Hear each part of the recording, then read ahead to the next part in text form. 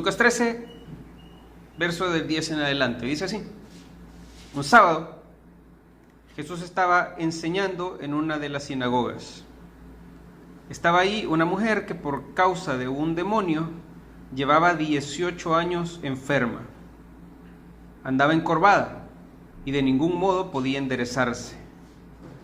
Cuando Jesús la vio, la llamó y le dijo: mujer, quedas libre de tu enfermedad. Al mismo tiempo puso las manos sobre ella y al instante la mujer se enderezó y empezó a alabar a Dios.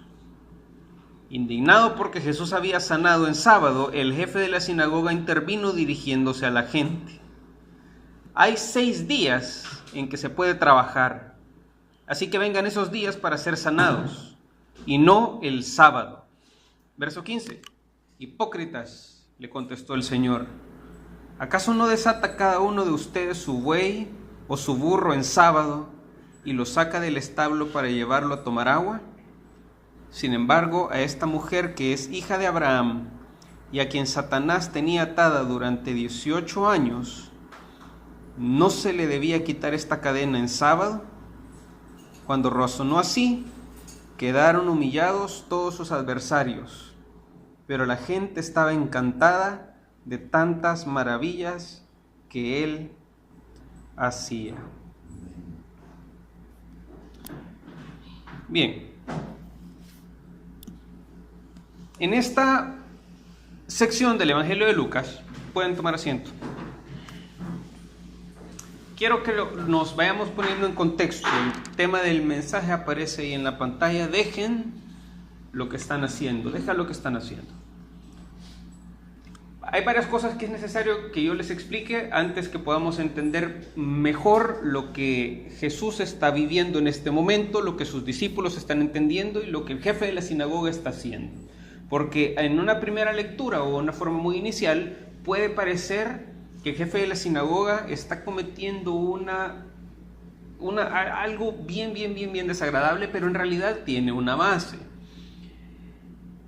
La ley de Dios, las instrucciones que Dios le da a su pueblo, cuando lo saca de Egipto y los lleva a ser una nación, en el libro del Éxodo está esta narración, Dios le da unas instrucciones específicas que su pueblo tenía que seguir. Tenemos algunas de estas, quizás las más famosas que la mayoría de personas conocen, se resumen en los 10 mandamientos, pero no son solamente 10, son cerca de 613 mandamientos. Algunos son para hombres, otros son para mujeres, otros son para cuando uno está en el extranjero, otros son cuando uno está viviendo en Jerusalén, algunos son para cierta edad, algunos son para cierta otra edad, hay instrucciones para el cuidado de la casa, hay instrucciones de muchos tipos. Pero algunas de las instrucciones más importantes y de las más reconocidas para el pueblo de Dios y que los caracterizan mucho es guardar el día de reposo. Ellos lo conocen como el Shabbat, que comienza para nosotros en nuestro calendario viernes, por ahí por las 5 o 6, depende de la época del año, cuando aparecen las 2 primeras estrellas y se logran ver en el cielo, hasta el sábado cerca de la misma hora, 5 o 6 de la tarde. En ese día el pueblo de Dios lo aparta, lo separa para no hacer ninguna obra productiva, para no hacer nada que les genere un esfuerzo físico. Lo dedican para estudiar las Escrituras, lo dedican para adorar a Dios, lo dedican para pasar tiempo con su familia, lo dedican para disfrutar de las bendiciones que Dios les da como fruto de su trabajo, lo dedican para deleitarse, lo dedican para disfrutar, no para trabajar. Entonces, hay muchas instrucciones, la mayoría no aparecen en las Escrituras, sino que fueron transmitidas de generación en generación de forma oral, que Dios le da a Moisés en el monte, que Moisés luego le comparte a su pueblo y que el pueblo luego lo distribuye de manera oral. Cosas que Dios considera trabajo, cosas que Dios considera esfuerzo y que no era permitido realizarlas en un día de reposo. Dentro de estas cosas está caminar cierta cantidad de kilómetros. Ahora, en nuestra época no sería necesario una regla como caminar, porque casi nadie camina. Hoy la instrucción sería manejar cierta cantidad de kilómetros. Cocinar más de cierto tiempo. cargar más de cierto peso. Estas eran instrucciones que el pueblo entendía y decían: no puedo cargar más de 5 libras porque eso ya es considerado un trabajo y eso ya es considerado una transgresión del día de reposo. Atar o desatar nudos era considerado, ciertos nudos era considerado ya un trabajo, porque requería ya un esfuerzo mental y un esfuerzo físico, aunque les parezca mentira, pero así funcionaba la instrucción de Dios. Y digo esto de los nudos por algo que Jesús menciona también en esta historia.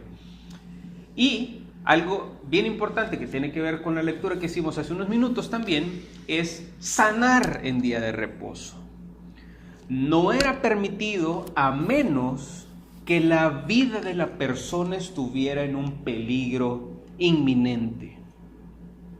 En ese caso sí era permitido sanar en día de reposo para algunos que creían en esta forma de aplicar esta ley en particular. Para otros, sanar en día de reposo sí era permitido aunque no hubiera peligro de muerte. ¿Me van siguiendo con esto? Eran simplemente diferentes formas de entender lo que Dios esperaba de su pueblo. Para algunos, sanar era permitido cualquier otro día, menos el día de reposo. Evidentemente, para el líder de esta sinagoga, sanar era permitido cualquier otro día, pero no en el día de reposo. Y por eso cuando esta mujer es sanada, el líder de la sinagoga, en lugar de criticar a Jesús por sanar en día de reposo, critica a su iglesia y les dice, bueno, no iglesia, a su sinagoga, y les dice: ustedes tienen 6 días para venir a ser sanados. Vengan cualquiera de otros de esos 6 días, pero no me vengan el día de reposo a ser sanados. Jesús era de otra forma de pensar. Su forma de pensar era: sanar en día de reposo sí es permitido aunque no haya peligro de muerte. Y es evidente porque en el día de reposo, cuando esta mujer apareció, esta mujer fue sanada. Ahora, hay algo importante también que tiene que ver con esta lectura. ¿Cómo es posible que, es decir, más o menos se lo pongo para que más o menos vayan entendiendo? Jesús hizo algo que el líder de la sinagoga no creía, no lo permitía dentro de su congregación. ¿Cómo es que Jesús hizo eso? Pues es sencillo. Dentro de la cultura del pueblo de Dios, las sinagogas son abiertas. Para el que tenga palabra, se dé la oportunidad de enseñar. Normalmente, el principal de la sinagoga, es decir, el líder de la sinagoga, presta el púlpito, presta la palabra, se da para eso a la persona que tenga mayor sabiduría de los presentes. Normalmente el líder de la sinagoga es el que tiene mayor sabiduría de los presentes. Pero cuando aparece un rabino que es reconocido, el líder de la sinagoga abre las puertas para que la palabra la comparta, para que haga la lectura de las escrituras que corresponde a esa semana, que esa ya está establecida para todas las sinagogas a nivel mundial, y de esa lectura que hace, dé una enseñanza. Entonces, cuando Jesús aparece en esta ciudad, el líder de la sinagoga reconoce que el rabino Jesús es superior a él y que su enseñanza va a ser superior a la que él pudiera darle. Entonces le da la palabra, le cede la palabra. Jesús seguramente hizo la lectura que correspondía a la sinagoga en esa semana y comienza a instruir. Cuando Jesús está enseñando, resulta que aparece esta mujer que está encorvada. Cuando se menciona que está encorvada, es muy probable que lo que tenía era una enfermedad en la columna que va generando que las vértebras se vayan fusionando entre sí y literalmente la columna se va haciendo, en lugar de algo recto, bueno, no recta, pero es como una forma de S, algunos la tienen más panda que otros, pero se va haciendo eso, se va haciendo una curva y la persona queda encorvada. Y no es que no es como que vamos a enderezarla, no se puede, simplemente las vértebras se fusionaron de esa manera y va a quedar así, es irreversible. Para cualquiera, por supuesto, menos para Dios. Ahora, Jesús explica, o el evangelista está explicando la razón por la que esta mujer ha quedado encorvada, y ustedes la pudieron ver y se los leo rápidamente también. Un demonio llevaba 18 años enferma a causa de un demonio. Explico muy rápido esto un poco después. Jesús entonces sana a esta mujer, y después de sanarla, la mujer comienza a adorar a Dios. El líder de la sinagoga lo critica, critica a su congregación, y Jesús toma esta oportunidad para enseñar un mensaje importante. Es una lección de vida, y quiero que nosotros también podamos aprender, no solo de lo que la mujer hace, sino que también podamos aprender una lección de vida de lo que Jesús enseña. Veamos un poco lo que la mujer hace. Un sábado Jesús estaba enseñando en una de las sinagogas, verso 11, y estaba ahí una mujer que por causa de un demonio llevaba 18 años enferma, andaba encorvada y de ningún modo podía enderezarse. Quiero que entendamos un poco esto. Hay enfermedades que son causadas por nuestra negligencia, por nuestra falta de ejercicio, por nuestra dieta desbalanceada, por nuestro estrés de vida, por que nos esforzamos demasiado con alguna actividad, en fin. Hay enfermedades que nosotros mismos nos las hemos causado y no tenemos que estar metiendo al diablo en ningún lado. Nosotros somos los causantes, y en el momento en el que podamos revertir lo que hemos hecho, en ese momento podemos combatir esta enfermedad a la que nos vimos enfrentados. Pero la Biblia enseña que hay otro tipo de padecimientos que sí que tienen que ver con influencias espirituales. Sí tienen que ver, como en este caso el que el evangelista está narrando, con demonios que atacan a una persona. O sea, en otros casos vimos que un demonio tenía constantemente afectada a una persona y le había trastornado y le decían loco. En este caso, muy seguramente un demonio había tocado a una persona, había influenciado a una persona, y como resultado de esta influencia había quedado encorvada. Y hay otro caso, ustedes lo pueden ver en el libro del profeta Daniel. El rey Nabucodonosor, cuando había conquistado un enorme imperio, de repente ve todo lo que él había conquistado y dice: con mi fuerza, con mi mano he logrado conquistar todo lo que mis ojos ven. Y en el momento en el que su arrogancia lo eleva hasta ese punto, en ese momento Dios dice: no hombre, con que con tu mano y con tu fuerza lograste todo lo que has logrado. Te voy a mostrar lo que tus fuerzas y lo que tu mano pueden conseguir. Y lo hizo andar en 4 patas como una bestia, comer del lodo, comer grama, las uñas le crecieron, el pelo, la barba le debe haber crecido, debe haber parecido de verdad un mono. Hasta que entendió que no era él, sino que era Dios el que lo había llevado al punto al que había alcanzado. Es muy probable que esta mujer, según lo que el evangelista está relatando, habría sido mal influenciada por un demonio para sentir orgullo, para enaltecerse, y eso es algo que Dios aborrece muchísimo.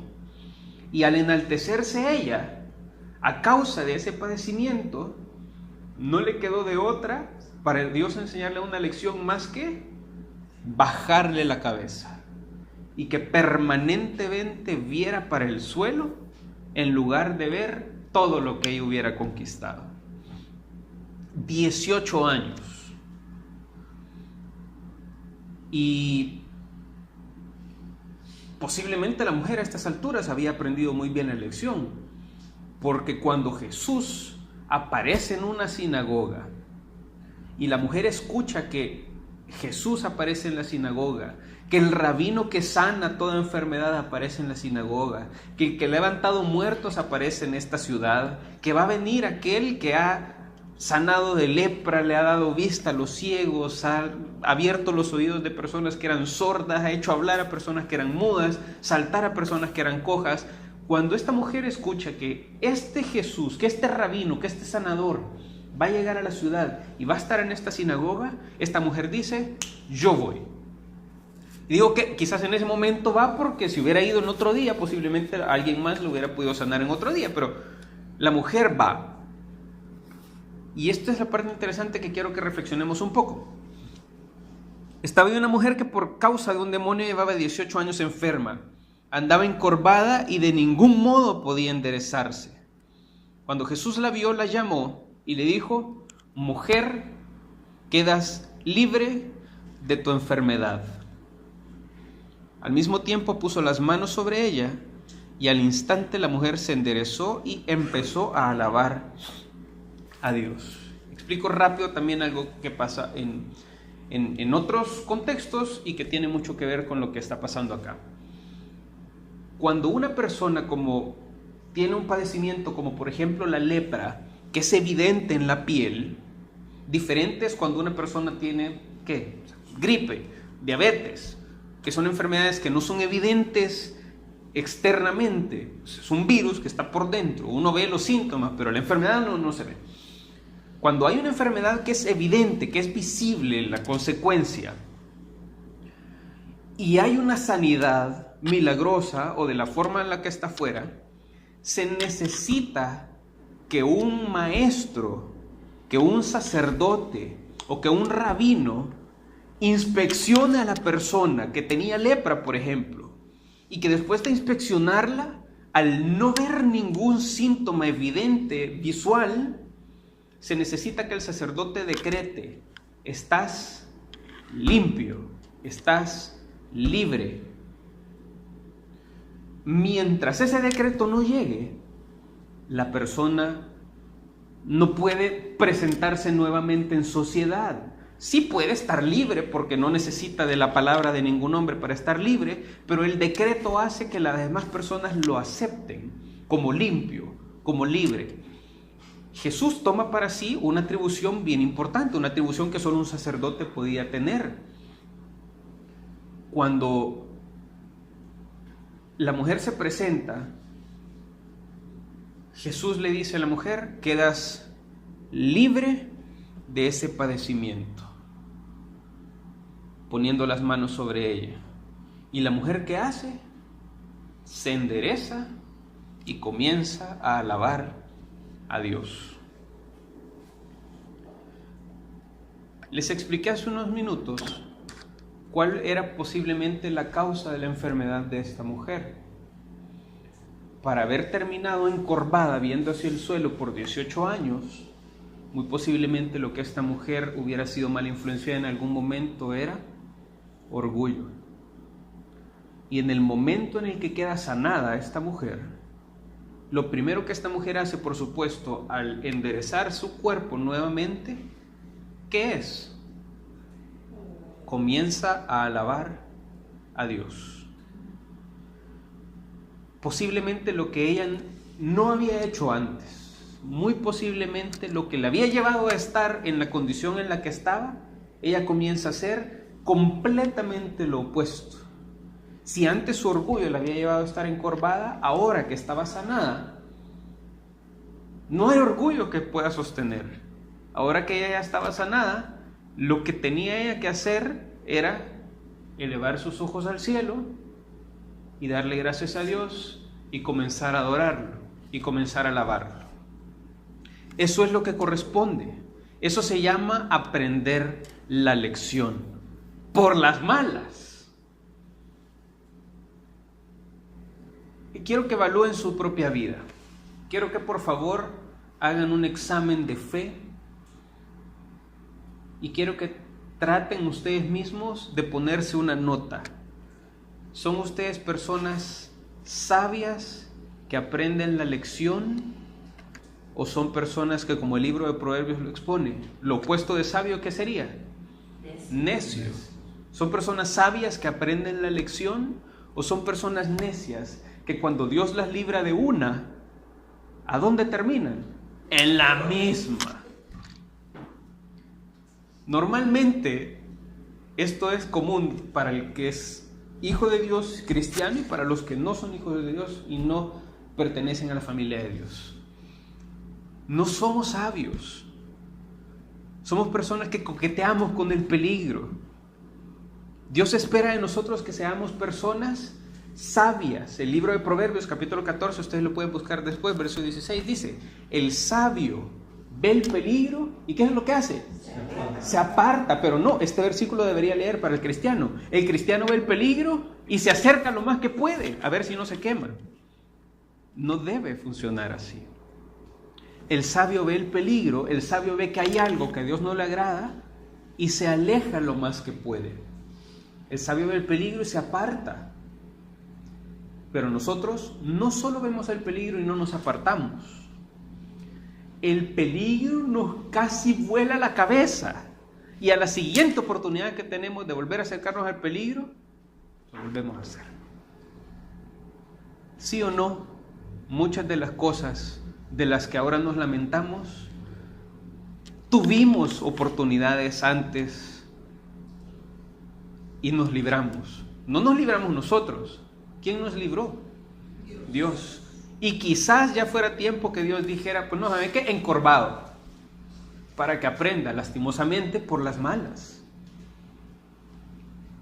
Esta mujer aprendió por las malas. 18 años le tocó estar encorvada. ¿Qué vamos a esperar nosotros que pase en nuestra vida para aprender la lección? Si Dios nos libra de una, no esperemos que venga la segunda o la tercera, o quedar encorvados, o tener un accidente, quedar paralíticos, o que una persona que esté cerca de nosotros sufra consecuencias. Número 1 de esta mañana. Hoy veamos acerca de lo que Jesús hace y qué podemos nosotros aprender acerca de estas cosas. Vuelvo a leer una porción pequeña. Estaba ahí una mujer que por causa de un demonio llevaba 18 años enferma, andaba encorvada y de ningún modo podía enderezarse. Cuando Jesús la vio, la llamó y le dijo: mujer, quedas libre de tu enfermedad. Ya leí esta porción varias veces. Pregunta: ¿cuántas veces la mujer le pide a Jesús que la sane? ¿Cuántas veces? Ninguna. ¿Cuántas veces la mujer le insistió a Jesús que fuera sanada? Ninguna. ¿Cuánto presionó la congregación para que sanara de una vez a esa mujer que llevaba 18 años enferma? Ninguna. Jesús no fue arrinconado por esta mujer para ser sanada. No lo presionaron para que la sanara. No lo pusieron en jaque para que hiciera una obra milagrosa. Para que tuviera misericordia de ella, lo único que se necesitó es que la mujer se presentara.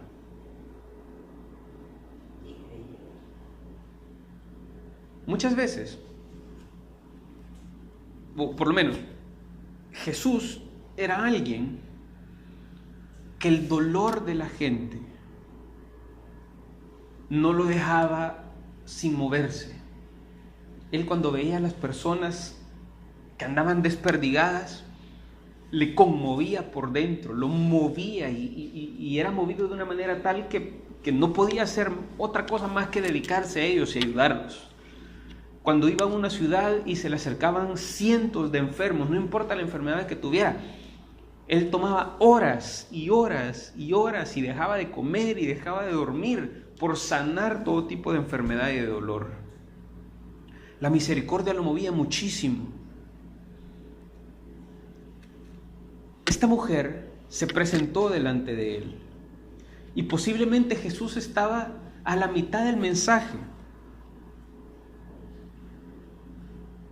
Se detuvo y sanó a esta mujer.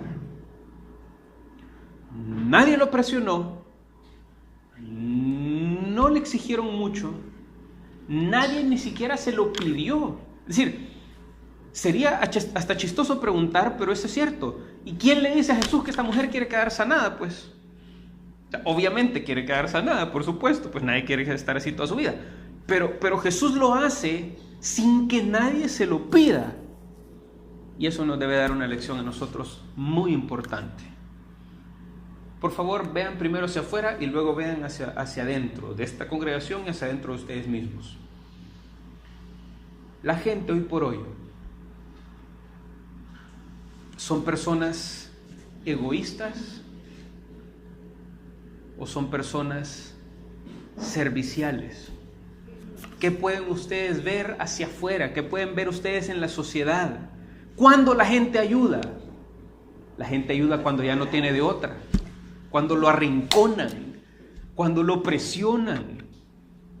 ¿Saben cuál es el problema de la gran mayoría de congregaciones? De cientos de personas, que los que salen en la foto siempre son 4 o 5. ¿Saben cuál es el problema de las familias? Que quien hace las cosas es una persona o 2.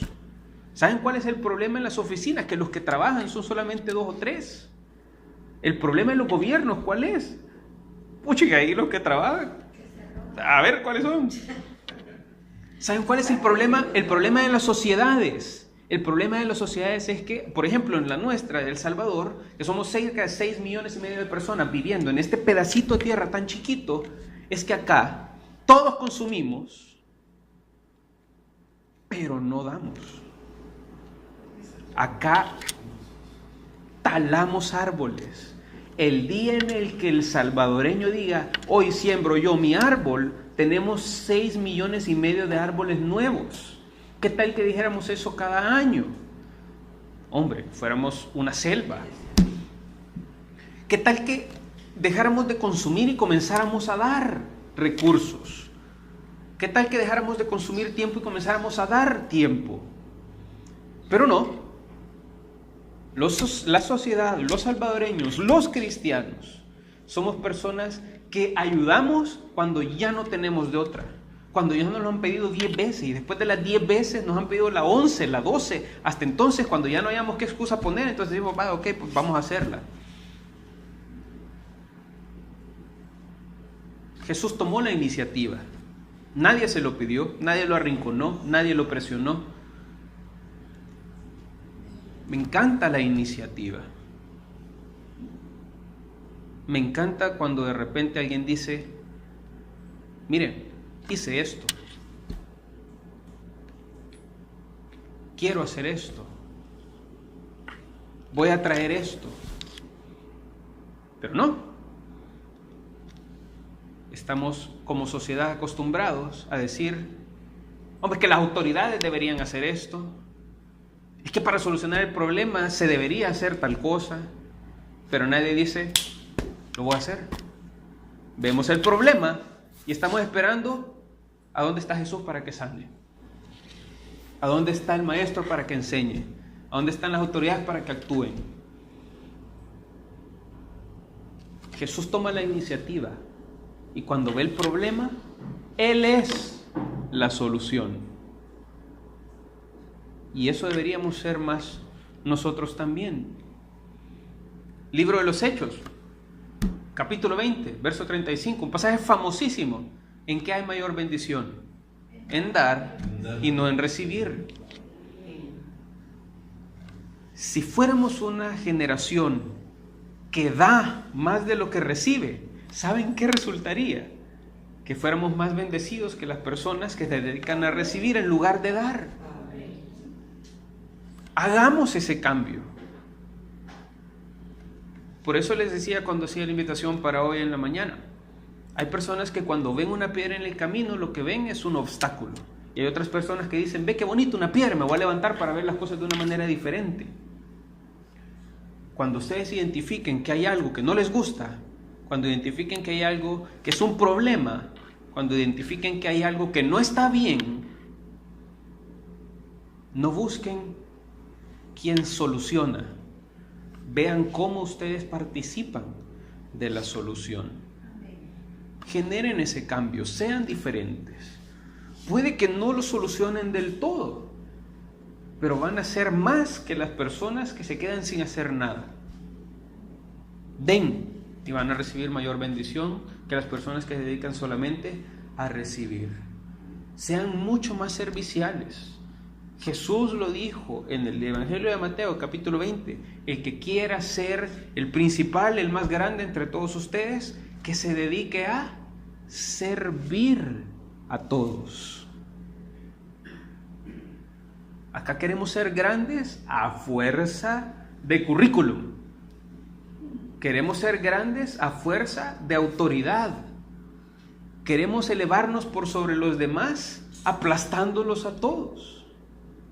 Eso no nos hace más grandes, los hace a todos más pequeños y nos deja en mediocridad. ¿Quieren realmente ser alguien? ¿Quieren dejar algo en la vida?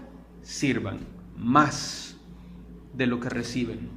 Den más de lo que reciben. Aporten más de lo que demandan. Ofrezcan más de lo que consumen. Así vamos a dejar algo. No deforestación, no pobreza, no problemas. Vamos a dejar un legado diferente. Jesús toma la iniciativa y nos deja esa gran lección. Pero también hace algo más, se los repito. Hay 6 días en que se puede trabajar, dijo el principal de la sinagoga dirigiéndose a la gente, indignado. Hay 6 días en que se puede trabajar, así que vengan esos 6 días para ser sanados y no el sábado. Y le contestó el Señor: hipócritas, ¿acaso no desata cada uno de ustedes su buey o su burro en sábado y lo saca del establo para llevarlo a tomar agua? Sin embargo, a esta mujer que es hija de Abraham y a quien Satanás tenía atado durante 18 largos años, ¿no se le debía quitar esta cadena en sábado? Razonen conmigo un ratito. Sí expliqué algunas cosas que eran consideradas trabajo en el día de reposo. Desatar nudos era considerado trabajo en el día de reposo. Para llevar a un buey o a un caballo a tomar agua, era necesario desatarlo. Entonces eso podía ser considerado trabajo. Para algunas otras formas de pensar, llevar al caballo hasta el pozo era considerado trabajo. Para algunos otros no. Entonces Jesús explica: ustedes sí que son hipócritas.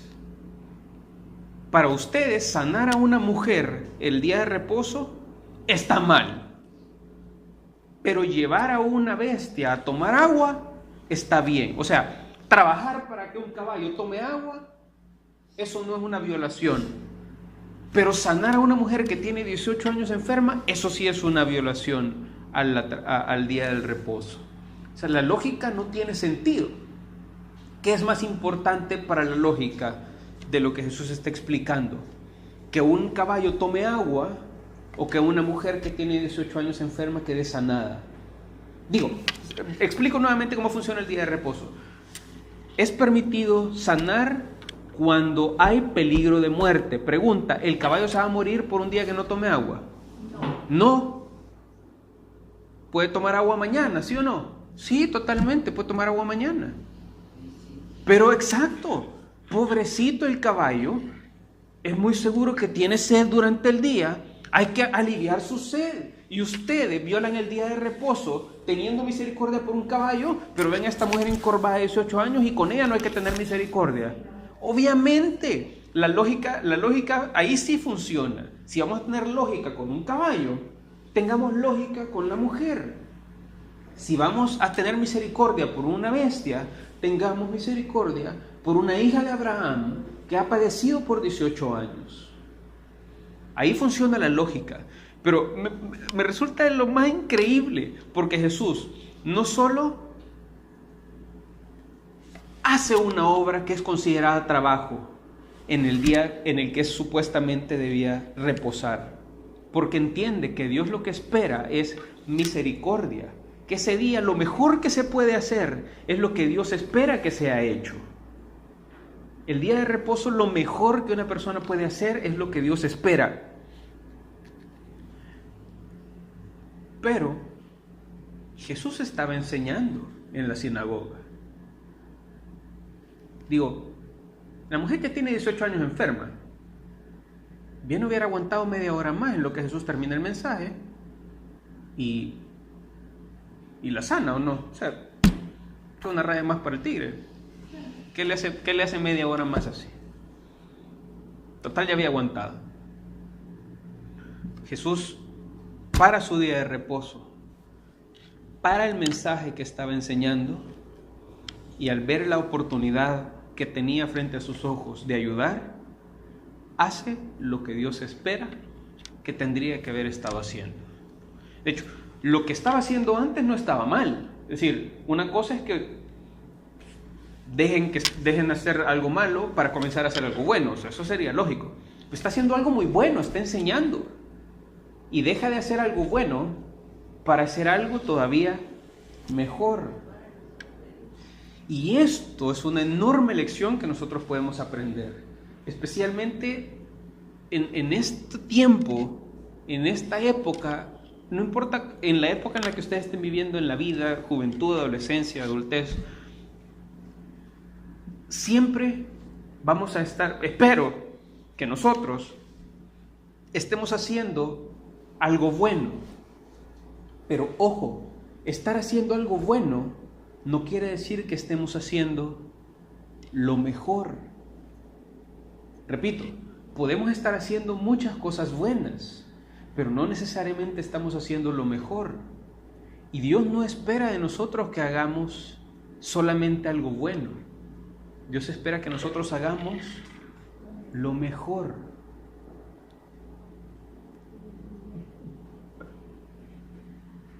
Es que miren, es bien lógico. Agarre por favor a alguien un celular y enséñemelo. El que tenga el celular más a la mano, rápido. Va, ok. Ese celular tiene un tamaño, tiene una superficie. Ahí todos tienen celular a la mano, ¿eh? Ese celular tiene una superficie más o menos del ancho de un dedo.